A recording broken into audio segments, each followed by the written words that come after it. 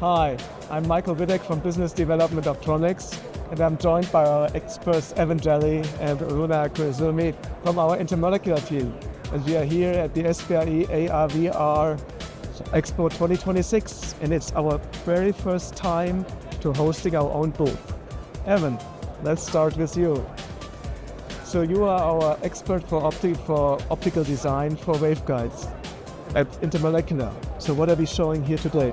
Yeah, we're really excited to showcase our AR glasses made with Polarization Volume Holography technology, or PVH.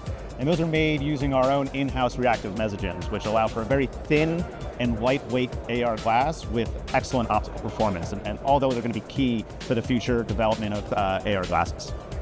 Thank you, Runa. Intermolecular is also known for very strong process know-how. So your role is in process development. So how does your work connect what Evan is doing in design? Thank you very much for the question. So I think the combination is really the key. So Evan's optical design defines the performance that we want, which is the efficiency, image quality, and field of view, while my work focuses on the patterning process of how we actually plan to manufacture that design in a scalable and repeatable way. For our PVH waveguide, we're aligning the processes which involve deposition, patterning, curing, and coating, along with the material in the design, so that you not only get high performance in the lab, but also have a clear path to a cost-efficient production.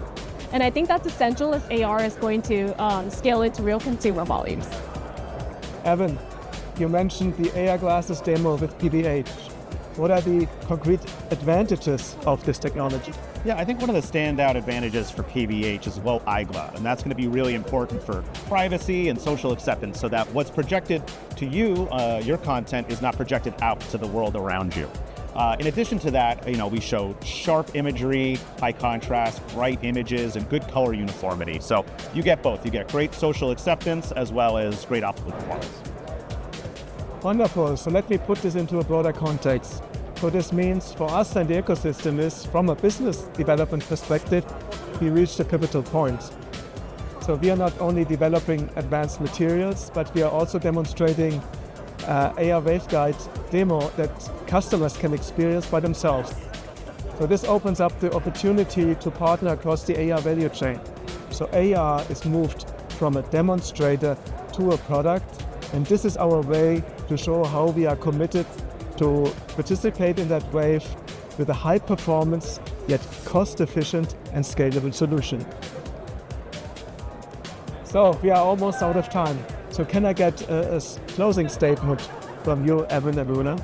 Yeah, thank you. For me, this AR glasses demo shows that liquid crystal-based diffractive optics are moving from theory into practice. The highly dynamic nature of liquid crystals allows for extreme precision in our optical performance in a way that's manufacturable. A key step towards truly advanced AR glasses for everyday use. Thank you. Runa? So for me, I'm really excited that we're showing today not just the concept, but actually a technology stack with manufacturability in mind. And I think that's what will make high quality AR truly scalable. Yeah, and for me, this is just the beginning.